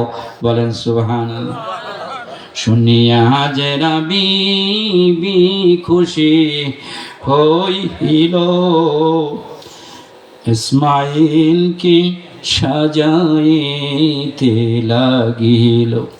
আতর গোলাপ দিয়া হাজেরা সাজায়া, আতর গোলাপ দিয়া হাজেরা সাজায়া, ইসমাইলকে দিলেন পাঠায়া। শয়তান আমাদের প্রকাশ্য শত্রু। শয়তান কি বলেন? আদুব্বুম মুবিন বলা হয়েছে, প্রকাশ্য শত্রু। শয়তানের এত যুক্তি, এই যুক্তিতে মানুষ হেরে যায়, তাই আমল করতে পারে না। কথা বলা ঠিক না বেঠিক? আজকে যারা মাহফিল আসতে পারে নাই, শয়তান এদের কি বুঝেছে জানেন? আরে হুজুরা যা আমল, যা কথা বলে, ওটা তুই জানোস, আমলই করস না, কি আর যাবি? কথা বলা ঠিক না বেঠিক? এক বুদ্ধি দিচ্ছে এটা, আর একটা বুদ্ধি দিচ্ছে, হাই রে শীত, এই শীতের মধ্যে তোর যাওয়ার দরকারটা কি? কথা বলা ঠিক না বেঠিক? একটু শুইলে কত আরাম পাবে, আরাম বাদ দেওয়া ওইখানে যাবি। কথা বলা ঠিক না বেঠিক? শয়তান প্রকাশ্য শত্রু। শয়তান বলে, আরে মহিলা মানুষ তো দুর্বল হয়, আমি হাজেরার কাছে যাই, এরা তো বাপ বেটি, বাবা সবাই তো পরীক্ষায় উত্তীর্ণ হয়ে যাচ্ছে। শয়তানে কি চাইয়া নিছে বলেন তো? আল্লাহর কাছে কি চাইয়া নিছে? শয়তানে আপনার কোটি কোটি বছর আল্লাহর ইবাদত করছে, আল্লাহর হুকুম না মানার কারণে আজাজিল হয়েছে, শয়তান হয়েছে। শয়তান বলল, আমি যখন শয়তান হয়েছি, আমি যখন জাহান্নামী হব, বনি আদমেরও জাহান্নামে নিব। বলেন নাউজুবিল্লাহ। কয় বনি আদম বাঁচবো কিয়ামত পর্যন্ত? কয় আল্লাহ আমার কিয়ামত হায়াত দাও। আল্লাহ কয় দিলাম। বলে সুবহানাল্লাহ। কয় বনি আদমের ভিতরে ভিতরে ঢুকমু, প্রকাশ্য গেলে তো আমার বাইরাবো, মারবো, এই জন্য আমি গোপনীয়ভাবে চুলের ভিতরে ঢুকমু, এই শক্তি দাও। কয় দিলাম। কয় দোকা দেবো, ডাইন থেকে বাম থেকে পিছ থেকে সামনে, কয় দিলাম। দেওয়ার পরে আল্লাহ বলেন, শয়তান রে, তুই ডান থেকে বাম থেকে সামন থেকে পিছ থেকে ধোকা দিবি, বান্দা একটু সাজদা দিব আর আমার দ্বারা হাত তুলবো, আমি আর ক্ষমা করে দেবো। বলেন সুবহানাল্লাহ। শয়তান হাজেরা কয়, হাজেরা তুমি কি সর্বনাশ করলা, ছেলে মানুষ করলা, তুমি কষ্ট করলা, তুমি আজকে বাবায় মাপদুরি করে। কি মাপদুরি? কয় বাবা আজকে মিনার ময়দানে ইসমাইলকে কুরবানি দেবে। হাজেরা কয় কে তুমি, কি তোমার নাম, কোথায় তোমার বাড়ি? এত কষ্ট মরুভূমিতে করলাম, কোনোদিন এইরকম দরদের মানুষ দেখলাম না, আজকে আমার কোনো অভাব নাই, আজকে জমজমের পানি খাই, কত মানুষ এই জায়গায় আসলো, কত পশু পাখি এই জায়গায় আসতেছে ভালোবাসার সময়, এই সময় তুমি কে গো, আমার খুব দরদের কথা বলো। শয়তানে কয় আমার আসল কথা কর না। কি কথা বলে? আসল কথা কর না গো। শয়তানে বলে হাজেরা রে, যিনি তোমার মালিক, যিনি তোমার আল্লাহ, তিনি হুকুম করেছে ইব্রাহিম সেই হুকুম পালন করার জন্য ইসমাইলকে মিনার ময়দানে নিয়ে যাইতেছে। হাজেরা সাথে সাথে পাথর তুললেন। কি তুললেন বলেন? পাথর তুললেন। উঠলো সাতটা। কয়টা বলেন? সাতটা পাথর একটা একটা করে মারলেন। কয় বালা কাজে বাধা দেয় কে? ও শয়তান রে, আমি বড় ভাগ্যবান, আমার ফরিয়াদ, আমার প্রার্থনা, আমার এই সাবা মারোয়া দৌড়াদৌড়ি, বারবার কাবার দিকে তাকানো আল্লাহ কবুল করেছে। এই সমাজে কত ইসমাইল আছে, কত ছেলে আছে রে, কত মানুষ আছে, তাদেরকে কুরবানি দিতে বলে নাই। আমি হাজেরা আমার ছেলে ইসমাইলকে কুরবানি দিতে বলেছে, আমি বড় ভাগ্যবান, আমি বড় ধন্য। তুমি তো শয়তান, ভালো কাজে বাধা দেয় শয়তান। দেল দিনেন সাতটা। কয়টা? আরো জোরে। আল্লাহর কাছে দৃশ্য এত চমৎকার লাগলো, কিয়ামত পর্যন্ত যত হাজিরা যাবে, উস্তা সগরা কোবরা, এই ছোট শয়তানের দাঁড়ায়া যে পাথর মারবে, এটা হাজেরার জায়গা। বলেন সুবহানাল্লাহ। শয়তান বলল হাজেরা তো মরুভূমি থেকে খুব শক্ত হয়ে গেছে, হৃদয় খুব কঠিন, পারলাম না। ছোট ছেলে ইসমাইলের কাছে। কার কাছে বলেন? ইসমাইল শুনিয়া কার কাছে গেলেন বলেন? ছোট ছেলে না বুঝিয়া শুনিয়া বাবার কাছে সব দিলেন বলিয়া। ও বাবা গো, কে যেন পিছনে পিছনে ডাকে। কয় কি বলে? আমারে বলে কিছুক্ষণ পরেই তুমি মিনার ময়দানে যাবা, আমার নাকি কুরবানি করবা, তোমার কাছে ছুরি আছে, তোমার কাছে রশি আছে। কথাটা কি সত্য? বাবা বলে ইসমাইল রে, এটা শয়তান, এটা শয়তান, তুমি এর পাথর মারো, এর তুমি নিক্ষেপ করো, তুমি দূর করো। তুললেন পাথর, উঠলো সাতটা। বলেন সুবহানাল্লাহ। একটা একটা করে আর সাতটা পাথর মারলেন। আমার আল্লাহর কাছে দৃশ্য তো ভালো লাগলো রে, কিয়ামত পর্যন্ত যত হাজিরা যাবে রে, ওই হাজিরা ইসমাইলের জায়গায় দাঁড়াইয়া তারা কি করবে বলেন? পাথর মারবে। মিনায় চলে গেলেন। মিলাই গিয়ে এখন বাবা ছেলের যে কথোপকথন আল্লাহর কালাম থেকে শুনে, তার একটু আগে জিকির করেন লা ইলাহা ইলাহা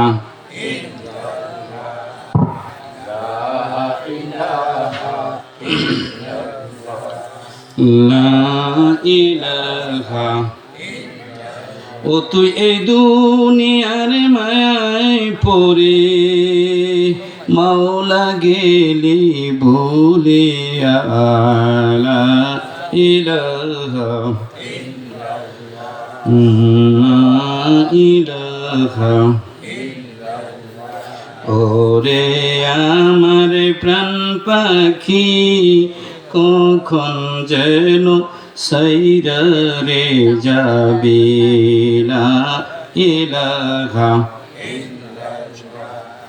লা ইলাহা। সাইরা যদি যাইবারে পাখি, হায়রে সাইরা যদি যাইবারে পাখি, এত ভালো কেন বাসিয়াছিলি, আরে দুধ কলাতে পুষিলাম যারে। সে তো একদিন সাইরা গো যাবে কইরা সালাকিলা ইলাহা ইল্লাল্লাহ লা ইলাহা। তুমি সবাই রে মদিনায় নিলা, বলেন তুমি সবাই রে মদিনায় নিলা, আমায় নিলা না। মদিনা মোর আসলে ঠিকানা, হায় হায় মদিনা মোর। লা ইলাহা ইল্লাল্লাহু মুহাম্মাদুর রাসূলুল্লাহ সাল্লাল্লাহু আলাইহি সাল্লাম। বাবা বলে, শোনো ইসমাইল, তুমি যা শুনেছো সত্য কথা আমি তোমারে বলতেছি। বলেন সুবহানাল্লাহ। قال يا بني إني أرى في المنام أني أذبحك فانظر ماذا ترى। ও বাবা রে, পরপর 2 দিন স্বপ্নে দেখি কুরবানি করতে বলে আমার আল্লাহ। কে? জোরে বলেন, আরো জোরে। আল্লাহ আমাকে কুরবানি করতে বলে রে, আমি কুরবানি করি। প্রথম রাত্রে 100 কুরবানি করি, কবুল হয় না। দ্বিতীয় রাত্রে 100 কুরবানি করি, কবুল হয় না। তৃতীয় রাত্রে স্বপ্নে দেখি আমি তোমারে কুরবানি করতেছি। এই ব্যাপারে তোমার রায় কি, তোমার মত কি, তোমার সিদ্ধান্ত কি? বলেন সুবহানাল্লাহ। যার যে জাতের দ্বারা করে সেবা কাম, নিম গাছে কোনোদিন নাহি ধরে আম। কথা বলেন ঠিক না বেটি? গাইবালা বাসুর বালা, দুধ বালা তার ঘি। কথা বলেন ঠিক না বেটি? মা বালা, বেটি বালা, বাপ বালা, বেড়া বালা। কথা বলেন ঠিক না বেটি? বাপ আল্লাহর নবী, ছেলেও নবী হবে। বাবা যেমন ছেলে তেমন। বলেন আল্লাহু আকবার। ছেলে কি বলেন আল্লাহ কোরআনে রেকর্ড করলেন। قال يا أبت افعل ما تؤمر ستجدني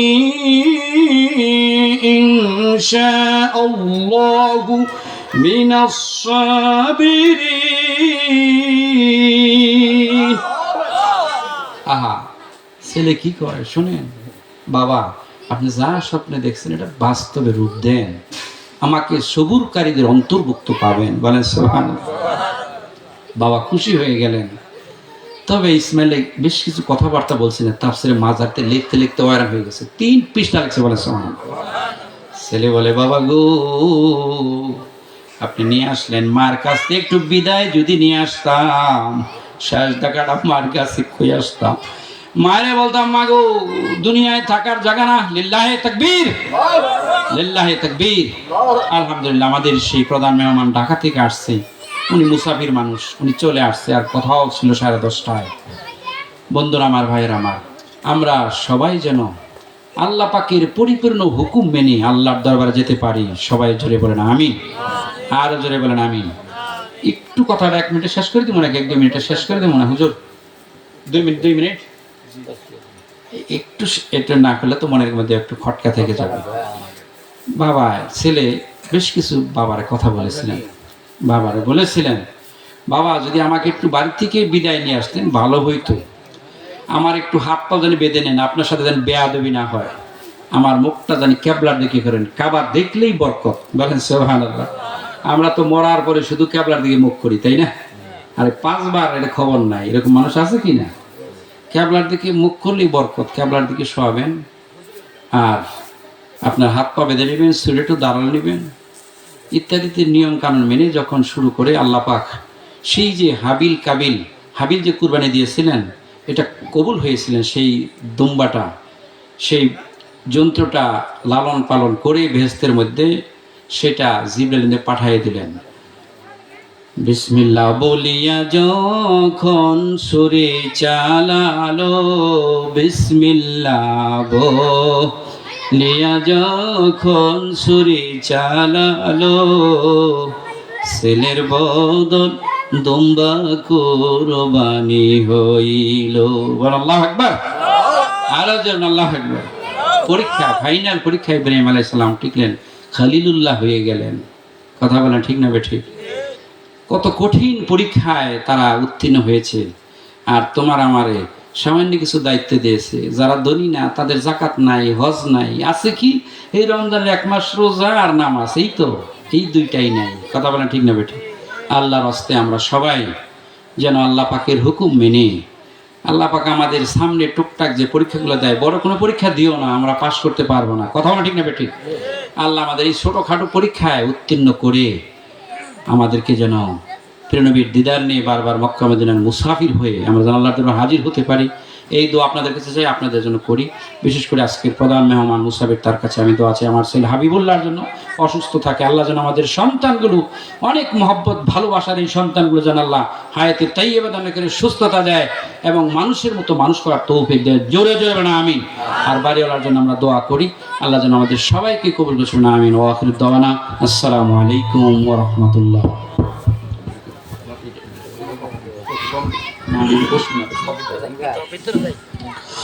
আলহামদুলিল্লাহ, আল্লাহ তাআলার কাছে লাখো কোটি শুকরিয়া যে আল্লাহ তাআলা আমাদেরকে এই বেহেশতের বাগান জালিসুর রহমান এখানে আসার এবং বসার জন্য তৌফিক দান করেছেন। এজন্য সকলেই একবার শুকরিয়া আদায় করে বলি আলহামদুলিল্লাহ। আমাদের মাঝে সুদূর ঢাকা থেকে আগত আন্তর্জাতিক খ্যাতি সম্পন্ন মুফাসসির কোরআন হযরত মাওলানা মোহাম্মদ মুফতি মহিদুর রহমান আসআদি সাহেব, উনি আমাদের মঞ্চে উপস্থিত হয়েছেন। আমি হুজুরকে কোরআন ও হাদিসের আলোকে আলোচনা করার জন্য অনুরোধ করছি।